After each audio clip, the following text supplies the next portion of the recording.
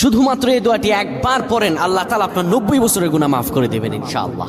আপনার 90 বছরের গুনাহ মাফ হয়ে যাবে শুধুমাত্র এই দোয়াটি যদি একবার পড়তে পারেন। আপনার ভাগ্য খুলে যাবে, রিজিকে বরকত আসবে, মনের ন্যাক আশা পূরণ হবে, আল্লাহ আপনার সব দোয়া কবুল করে দিবেন। সুবহানাল্লাহি ওয়া বিহামদি।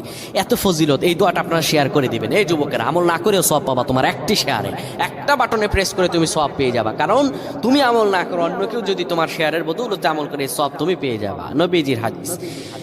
আমার ভাইয়েরা, আল্লাহর কাছে দোয়া করা, আল্লাহর কাছে দোয়া চাওয়া, এটি হলো মুমিনদের কাজ। আমার আল্লাহ বান্দাকে বলেন, বান্দারে উদউনি আস্তাজিব লাকুম, আমার কাছে চাও, আমার কাছে চাইলে আমি আল্লাহ তোমাকে দিয়ে দিব। কেউ যদি একবারে দোয়াটি পড়তে পারে, দোয়াটি হলো রব্বি ইন্নী যালামতু নাফসি ফাগফিরলি। কেউ যদি এই দোয়াটা একবার পড়তে পারে, আমার আল্লাহ তাআলা তার 90